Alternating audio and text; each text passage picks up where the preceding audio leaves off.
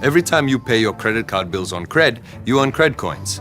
Use them to claim exclusive rewards and cashback. अगर किसी दिन तुम्हें लाइफ में बहुत ज्यादा यूजलेस फील हो तो एक बार क्रेड ऐप को डाउनलोड करके क्रेड कॉइन्स का हाल जरूर देख लेना, जो शायद तुमसे भी ज्यादा यूजलेस हैं।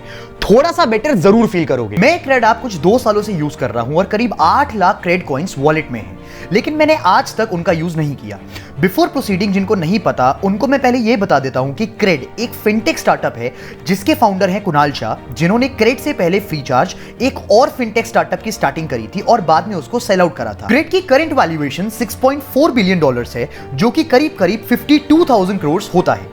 क्रेड का प्राइमरी बिजनेस मॉडल है क्रेडिट कार्ड पेमेंट्स और रिसेंटली ये काफी बिजनेस मॉडल्स में एंटर और कर रहा है, जैसे loans, UPI, utility bills etcetera. जब क्रेड की स्टार्टिंग हुई थी तो कुणाल शाह ने काफी पॉडकास्ट और इंटरव्यूज में ये बोला था कि कुणाल प्राइमरीली एक ऐसा प्लेटफॉर्म बनाना चाहते हैं जो क्रेडिट कार्ड की टाइमली पेमेंट्स को इंसेंटिवाइज करेगा। मतलब जब भी आप timely payment of credit card करेंगे तो आपको उसके benefits in the form of rewards मिलेंगे। इन रिवॉर्ड्स का नाम रखा गया क्रेड कॉइन्स और क्रेड कॉइन्स का प्राइमरी पर्पस ये था कि क्रेड कॉइन्स को यूज करके आप क्रेड ऐप के through electronics, fashion, accessories etcetera मंगवा सकते थे एट अ डिस्काउंट। तो आगे बढ़ने से पहले मुझे आपको 2 डाटा पॉइंट्स देने हैं। क्रेड ने फाइनेंशियल ईयर 21 में 524 करोड़ का नेट लॉस किया और फाइनेंशियल ईयर 22 में 1280 करोड़ का। जब क्रेड स्टार्ट हुआ था तो क्रेड ऐप पे सिर्फ क्रेडिट कार्ड पेमेंट्स का ऑप्शन अवेलेबल था। मतलब क्रेड का पूरा बिजनेस क्रेडिट कार्ड की पेमेंट्स को इनिशिएट करना था, लेकिन इस धंधे में क्रेड का कोई रेवेन्यू नहीं था।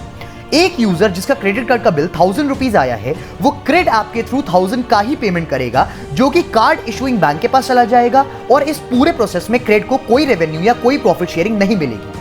अब क्योंकि कुणाल को बिजनेस सस्टेन करना था और सिर्फ क्रेडिट कार्ड पेमेंट्स में कोई खास रेवेन्यू या कोई खास प्रॉफिट अवेलेबल नहीं था, तो कुणाल ने ओवर द टाइम 2 बातें करी। क्रेड यूजर्स के डाटा के बेसिस पर वो यूजर्स जो क्रेडिट वर्दी थे उनको लोन्स देने स्टार्ट करे। नंबर 2, क्रेड की कोर बिजनेस एक्टिविटी को सिर्फ क्रेडिट कार्ड पेमेंट से बाकी और सेगमेंट्स जैसे ई कॉमर्स, यूपीआई एटसेट्रा में डाइवर्सिफाई किया। ये थी क्रेड की आज तक की जर्नी, बट असली गेम अब शुरू होता है। अगर इस जर्नी को इन डिटेल एनालाइज करा जाए तो 3 कंक्लूजन्स निकल के आते हैं। नंबर 1, क्रेड का फ्यूचर बिजनेस मॉडल और पेटीएम का करंट बिजनेस मॉडल काफी सिमिलर है। जैसे पेटीएम ने as a payments app start करा था और आज की डेट में एक एग्रीगेटर ऑफ फाइनेंशियल सर्विसेज बन चुका है, क्रेड भी उसी डायरेक्शन में मूव ऑन कर रहा है। इनफैक्ट गौर करने की बात यह है कि पेटीएम और क्रेड का इनिशियल बूस्ट का रीजन भी सेम है। जब पेटीएम लॉन्च हुआ था तो पेटीएम ने काफी एडवर्टाइजमेंट्स करी थी कि हर पेमेंट पर आपको कैशबैक मिलेगा, वाउचर्स मिलेंगे, डिस्काउंट कूपन्स मिलेंगे, और इन्हीं सब चीजों की वजह से पेटीएम ने बहुत बड़ा यूज गैदर किया था। क्रेड की स्टार्टिंग भी कुछ ऐसी हुई थी कि हर टाइमली क्रेडिट कार्ड पेमेंट पर वाउचर्स और बेनिफिट्स मिलेंगे। तो ये कहना काफी हद तक सही रहेगा कि क्रेड को एक फ्यूचर पेटीएम की तरह देखा जा सकता है। Number 2, over a period of time, क्योंकि पेटीएम को आईपीओ के बाद प्रॉफिटेबल होना था, तो पेटीएम ने रिवॉर्ड्स और कैशबैक तो देना बंद कर ही दिए, बट उल्टा हर पेमेंट पर एक्स्ट्रा चार्ज भी करना शुरू कर दिया।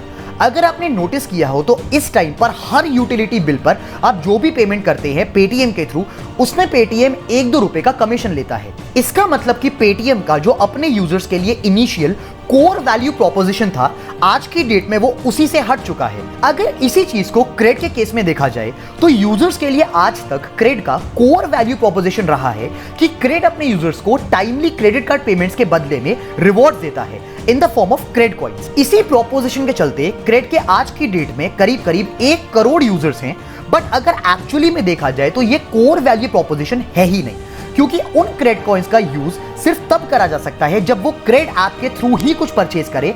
और अगर आप क्रेड पे लिस्टेड आइटम्स को चेक करेंगे, उनकी प्राइसिंग चेक करेंगे, तो आपको खुद समझ आ जाएगा कि क्रेड कॉइन्स की एक्चुअल वैल्यू क्या है। तो इसका मतलब ये कि क्रेड की कोर वैल्यू प्रोपोजिशन, जो कि incentivising the timely payments of credit cards है, वो कुछ और नहीं बल्कि एक बहुत बड़ी मार्केटिंग गिमिक है। पॉइंट नंबर 3, जब हम स्टार्टअप्स और एंटरप्रेन्योरशिप की बात करते हैं तो हम ज्यादातर एक नए आइडिया, नई प्रॉब्लम, नई टेक्नोलॉजी या नए एग्जीक्यूशन की तरफ जाते हैं। मैंने काफी बिजनेसेस को डीपली स्टडी करा है और मुझे ऐसा लगा कि आज की डेट में घुमा फिराकर 90% से ज्यादा बिजनेसेस स्टार्टिंग में भले ही एक इनोवेटिव आइडिया से शुरू हों, बट ओवर द टाइम वो उन्हीं सेम इंडस्ट्रीज और सेम बिजनेस मॉडल्स में कन्वर्ट हो जाते हैं। हमारे इंडिया में लोन्स 100 सालों से दिए और लिए जा रहे हैं और आज वही पेटीएम का कोर बिजनेस ऑपरेशन भी है और क्रेड धीरे धीरे वही बन रहा है। सिमिलरली ई कॉमर्स कॉमर्स के लिए हमारे पास हजारों स्टार्टअप्स और कंपनीज ऑलरेडी हैं और पेटीएम ऑलरेडी पेटीएम मॉल के थ्रू ई कॉमर्स में है और क्रेड भी धीरे धीरे उसी सेगमेंट में एंटर कर रहा है। देखा जाए तो आज की डेट में ज्यादातर स्टार्टअप्स की स्टार्टिंग डिफरेंट जरूर होती है, but over the time market में कॉम्पीट और सस्टेन करने के चक्कर में ज्यादातर कंपनीज उन्हीं सेगमेंट्स में आ जाती हैं जो मार्केट में ऑलरेडी चल रहे हैं और उसमें कुछ इनोवेटिव नहीं होता। क्या यह कहना सही होगा कि आज की डेट में एग्जिस्टिंग चीजों को, एग्जिस्टिंग बिजनेसेस को नए तरीके से करने को ही स्टार्टअप कहते हैं, क्योंकि मार्केट में 90% कंपनीज और स्टार्टअप्स शायद यही कर रहे हैं।